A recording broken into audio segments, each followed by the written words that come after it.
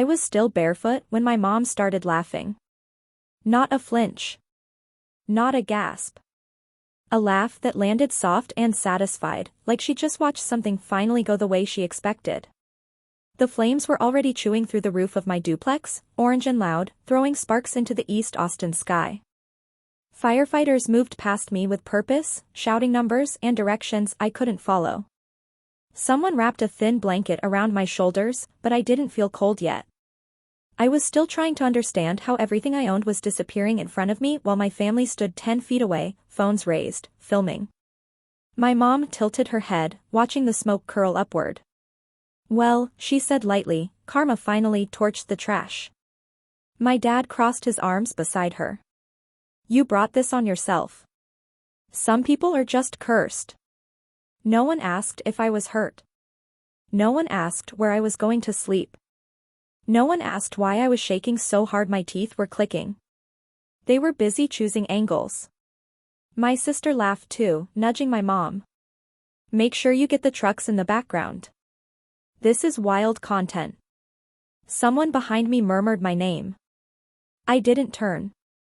I was staring at my mother's phone, at the little red recording dot glowing steady while my life collapsed into ash behind it. I memorized that sound, the crackle of wood, the distant sirens, and their laughter layered on top like it belonged there. That was the moment something settled inside me, quiet and heavy. Not anger. Not even shock. Clarity. I stepped back, let the blanket slide off my shoulders, and walked away before they could ask me to stand closer for a better shot. I didn't know where I was going.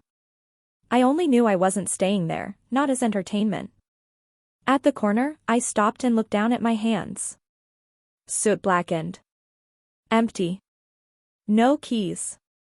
No wallet. No phone charger. Everything I hadn't been wearing 15 minutes earlier was gone. And somehow, that still wasn't the worst part. I didn't go far. Just to the curb 2 houses down, where the streetlight flickered and the noise softened enough to think. I sat there until my legs stopped shaking, until the smell of smoke sank into my skin like it planned to stay. That was when my phone buzzed. A text from my mom. "You didn't have to be dramatic and walk off like that." I stared at the screen, waiting for something else to follow. A question. An apology. Anything human. Nothing came. Another buzz, this time from my dad. "This is what happens when you turn your back on family." I locked the phone without replying. It felt strange how easy that part was.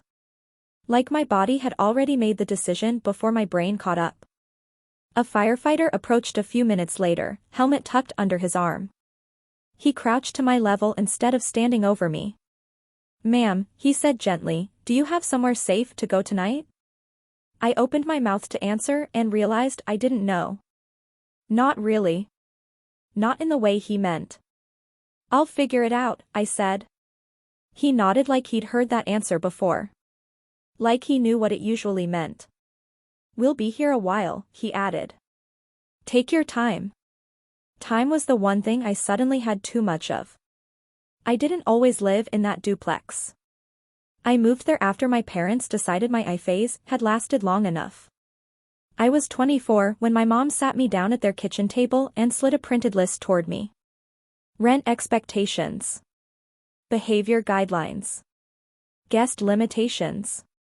Career goals, written like performance metrics. "This is adulthood," she said calmly. Structure. I looked at the list, then at her. "This is control." My dad didn't look up from his coffee. "Call it whatever you want. This is how successful families operate." I had 2 choices, sign it, or leave. I left. The duplex wasn't glamorous. Cracked tile. A leaky sink I learned to fix with YouTube videos. But it was mine. I worked freelance design jobs, small contracts at first, then steadier ones. I paid rent late sometimes. I ate ramen more nights than I'd admit. But every inch of that place felt earned. And they hated that. They hated that I didn't ask for help. They hated that I didn't fail loudly enough to justify their warnings. They hated that I was surviving without their approval. Every holiday came with comments. Still doing that little art thing? Must be nice not having real responsibilities. When are you going to grow up? I stopped correcting them eventually. Silence took less energy. Standing on the sidewalk watching my home burn, I realized something else too. They'd been waiting for this. Not the fire specifically, but the proof. Proof that I couldn't make it on my own. Proof they could point to and say, "See? We told you." That's why they were smiling. By the time the fire was under control, the sky had gone dark. Neighbors whispered nearby, offering sympathetic looks, but no one approached. Disasters make people unsure where to step. I finally checked my phone again. Missed calls now. My aunt. A cousin. Someone from work. And one voicemail from my mom. Her voice was lighter than it should have been. "Listen," she said, "your dad and I were talking. This is obviously a sign. You can come stay with us for a bit, if you're willing to be reasonable this time." Reasonable. The word sat wrong in my chest. I deleted the voicemail without replying. That decision didn't feel brave. It felt inevitable. I slept that night on a borrowed couch, wrapped in borrowed clothes, staring at a ceiling I didn't recognize. Smoke still clung to my hair. Every time I closed my eyes, I saw flames reflected in glass, and my mom's smile framed in phone light. Sometime near dawn, my phone buzzed again. A group chat notification. My sister had posted a photo. The fire trucks. The smoke. My burned-out duplex in the background. Caption: Some people learn the hard way. My name wasn't mentioned. It didn't need to be. I turned the phone face down on the table and sat up slowly, listening to the quiet of someone else's house waking up. Coffee brewing. Floorboards creaking. Normal life continuing somewhere I wasn't supposed to belong. And that was when a question surfaced, calm and sharp. If losing everything didn't bring me back to them, what would they do next? I didn't know the answer yet. But I knew one thing. Whatever came after the fire was going to change more than just my address. I didn't go back to the duplex the next day. There was nothing to go back to anyway. The city taped off the lot, red warning notices flapping in the heat like they were trying to leave too. A neighbor sent me photos, charred beams, a collapsed roof, my front door blackened and split down the middle. I looked once, then deleted them. I didn't need proof. I could still smell it on my skin. What surprised me wasn't the loss. It was how fast my family rewrote it. By noon, my mom had posted again. Not about me. About resilience. A quote over a sunset photo. Something about strength being revealed through trials. Friends commented with hearts and prayers. No one asked whose house it was. No one asked where the owner slept that night. I stayed quiet. That silence felt unfamiliar at first, like standing in a room where the lights were off, but you knew the furniture by memory. I kept expecting my phone to ring with concern, with guilt, with a crack in their certainty. Instead, the calls that came were practical. Insurance. The landlord. A city caseworker asking me to list what I'd lost. She spoke gently, like every word was padded. Clothing, she said. Electronics. Personal items. Personal items. I pictured my sketchbook stacked by the window. The plant I'd kept alive for 3 years. The chipped mug I always reached for without thinking. I named them one by one, my voice steady, while something else in me catalogued a different list. The night they laughed. The way my mom didn't look at me once. The way my dad folded his arms like this was a lesson finally delivered. Those weren't covered. They never are. I moved between couches for a while.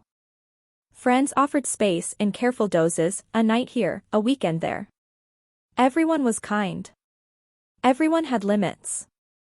I learned how to fold myself smaller without being asked. During the day, I worked. Not because I was inspired. Because work was the one thing that didn't ask me to explain what had happened. Deadlines didn't care if my house burned down. Clients didn't ask how I was feeling.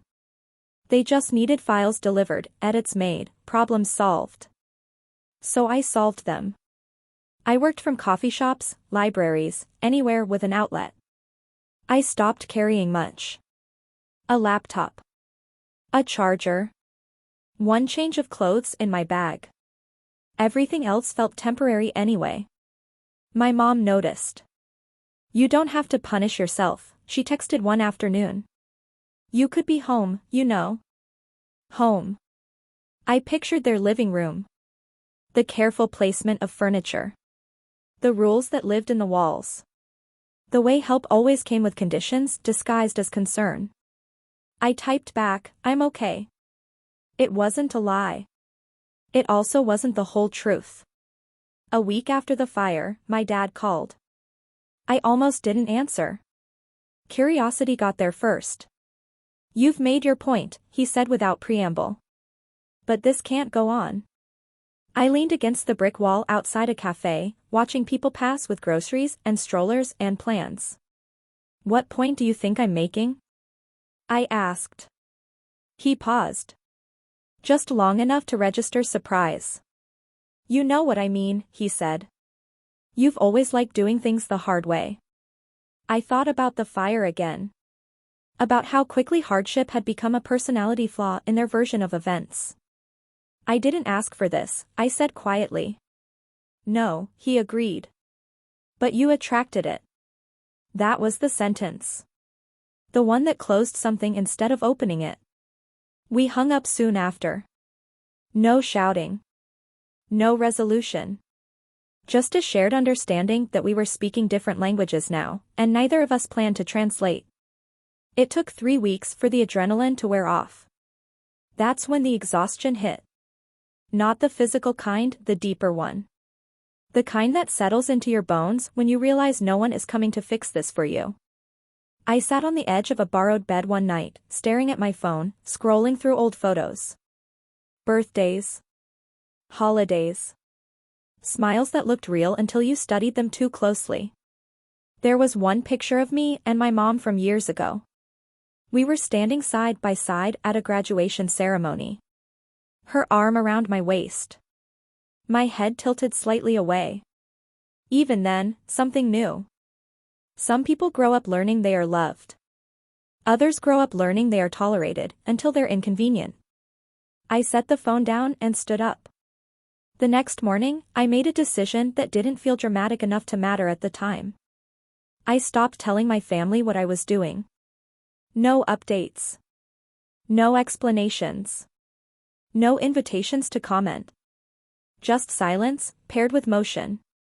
I found a cheap sublet on the edge of town. Bare walls. A mattress on the floor. It wasn't pretty, but it locked. That mattered more. I rebuilt slowly.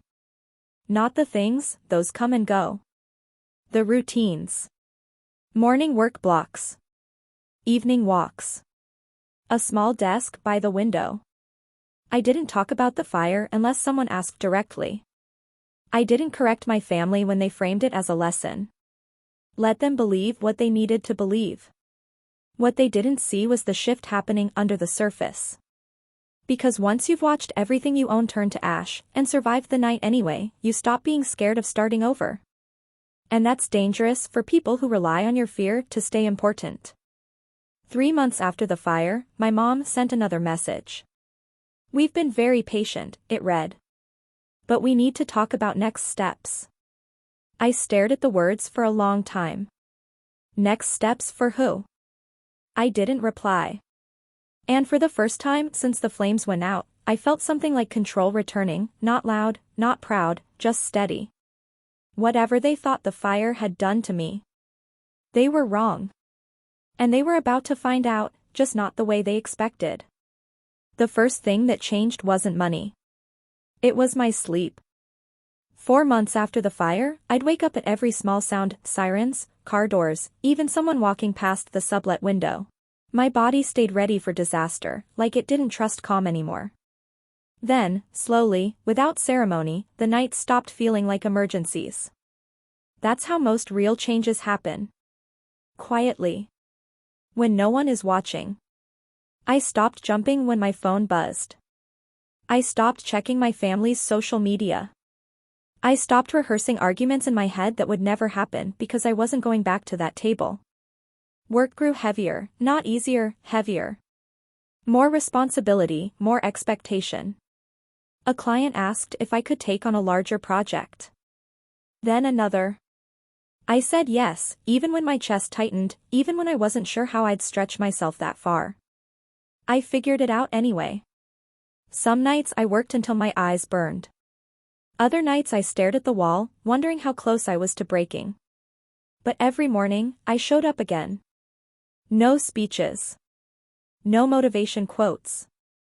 Just repetition. That's what saved me. Not hope. Not revenge. Consistency. My family noticed in fragments. A cousin mentioned seeing my name attached to something online. An aunt asked if I was still struggling. My mom sent a thumbs-up emoji under a photo someone else posted of my work. No words. No acknowledgement of the fire. Just proximity without responsibility. I let it be. There's a kind of peace that comes from not correcting people who don't deserve the effort. 6 months after the fire, my dad called again. I let it ring twice before answering. You seem busy these days, he said. I pictured him in his office, walls lined with symbols of success he believed were transferable by proximity alone. I am, I said. A pause. Then, your mother worries. That almost made me laugh. Almost. She didn't worry the night my house burned down, I replied. Silence stretched between us, not awkward, just revealing. Well, he said finally, that situation was complicated. I ended the call without responding. Not angrily. Just decisively. Around that time, something else shifted. People stopped asking me where I was staying and started asking what I was building. A former client referred me to someone bigger. Then someone bigger than that. I didn't celebrate. I didn't post. I just adjusted my schedule and kept going. There was a strange comfort in being underestimated. In knowing my family still saw me as the same reckless background character they'd always dismissed. They had no idea how little access they had to me now. The invitation came a year after the fire. A family dinner. Just us. No apology. No context. Just an address and a time. I stared at the message longer than I should have. Part of me wondered if this was it, the moment they'd finally acknowledge what they'd done. Another part already knew better. I didn't respond. 2 days later, my mom called. Her voice was different. Not sharp. Careful. We're hosting, she said, like that explained everything. It would look strange if you weren't there. That sentence told me exactly why she wanted me back. I said, I'm busy. She inhaled slowly. Rachel, don't make this difficult. I almost told her about the nights I'd slept on borrowed couches. About the way she'd smiled while filming my loss. About how her laughter still echoed louder than the fire alarm in my memory. Instead, I said nothing. And that silence did more than any speech ever could. Later that night, I sat alone in my sublet, laptop open, reviewing a proposal that would change my trajectory if it worked. My reflection stared back at me from the dark window, tired, older, steadier. I thought about the fire again. About how they believed it was karma. They were right about one thing. It was a turning point. Just not in the direction they imagined. Because the world they'd built, the one that required my failure to feel complete, was starting to crack. And this time, I wouldn't be there to soften the fall. The call came on a Tuesday morning. Not from my parents, from the bank. I was halfway through a client revision, coffee cooling beside my laptop, when my phone lit up with an unfamiliar number. I almost ignored it. Almost.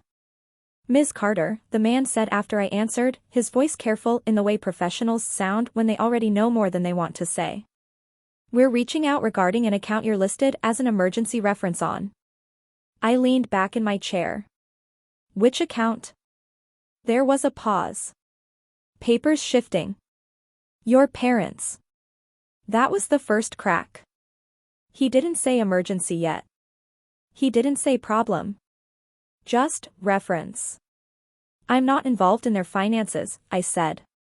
Yes, he replied gently. That's become clear. He explained in pieces. Missed payments. Lines of credit quietly maxed out. Investments tied to a development deal that stalled, then collapsed.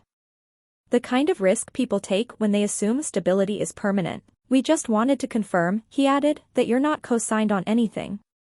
I'm not, I said. Relief crossed his voice before he could stop it. Thank you for your time. When the call ended, I sat still for a long moment, listening to the hum of my laptop fan. I hadn't known. But part of me wasn't surprised. The messages started that week. My mom first. Short. Vague. Can we talk? Then my dad. Longer. Strategic. There's been some unexpected pressure. Family should be aligned during times like this. Aligned. That word again. Always chosen like it was neutral. I didn't respond to either. Instead, I worked. The project I'd been building quietly for months finally went live that Friday. No announcement. No celebration post. Just a link sent to the client, then another, then another. It spread anyway. Not viral, real. Steady. People forwarded it. Recommended it. Asked questions. Asked for meetings. I stayed focused on delivery. On systems. On not burning myself out the way I'd seen others do when success arrived too fast. Stability isn't loud. It's repetitive. My sister showed up at my door 2 weeks later. I hadn't given her my address. That told me everything. She stood in the hallway, arms crossed, smile practiced. Wow, she said, glancing past me. Didn't expect this. Then you shouldn't have come, I replied. She laughed softly, like we were sharing a joke. You always take things so personally. I waited. She shifted. Things are tense. At home. I nodded once. They're stressed, she continued. Dad's been snapping at everyone. Mom's not sleeping. Still waiting. She sighed. They need help. There it was. Not we treated you terribly. Not we were wrong. Just need. I don't live there, I said. She looked at me more closely then. Like she was finally noticing the difference. The calm. The lack of urgency. You're really going to hold a grudge over a joke, she asked. I met her eyes. My house burned down. She opened her mouth, then closed it again. For a moment, neither of us spoke. Finally, she said, they thought you'd come back. I didn't, I replied. She left soon after. No hug. No apology. Just confusion trailing behind her like a loose thread. The family dinner invitation came again. This time with context. We need to discuss options, my mom wrote. You're doing well. We could collaborate. Collaborate. I read the message twice, then set the phone down. That night, I walked through my neighborhood, watching porch lights flick on one by one. Ordinary lives continuing. People carrying groceries. Someone laughing behind a screen door. I thought about the night of the fire. About how exposed I'd felt standing barefoot on the sidewalk while my family filmed. They'd seen destruction and called it karma. Now they were staring at consequences and calling it opportunity. I didn't answer the message. A month later, my dad called from a different number. His voice was quieter than I'd ever heard it. We might lose the house, he said. I pictured their living room. The careful furniture. The walls that had once felt untouchable. I'm sorry, I said, and meant it, but I didn't offer help. Silence stretched. You could make this easier, he added finally. I closed my eyes. I already did, I said. By leaving. When the call ended, I didn't feel victorious. I didn't feel cruel. I felt finished. Because somewhere between the fire and this moment, I'd stopped being part of the structure that kept their world upright. And without me absorbing the blame, the weight had nowhere left to go. 1 year after my house burned down, their world didn't explode. It just failed. Quietly. And I wasn't there to catch it. I heard about the sale from someone else. A mutual friend mentioned it casually, like it was a weather update. My parents' house, listed quietly, priced to move.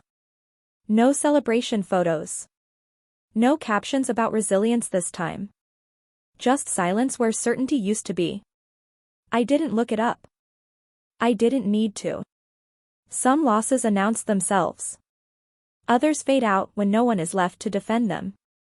My mom tried one last time. She didn't call. She didn't text. She sent an email. It was long. Careful. Written the way people write when they're trying to sound reasonable instead of honest. She talked about misunderstandings. About stress. About how families hurt each other without meaning to. She never mentioned the fire directly. Never mentioned the laughter. Never mentioned the phone in her hand while my life burned behind her. Near the end, she wrote. We always assumed you'd be there if things got hard. I read that line twice. Then I closed the email. No reply. No explanation. Just an ending they couldn't argue with. Life didn't suddenly become perfect after that. I still worked long hours.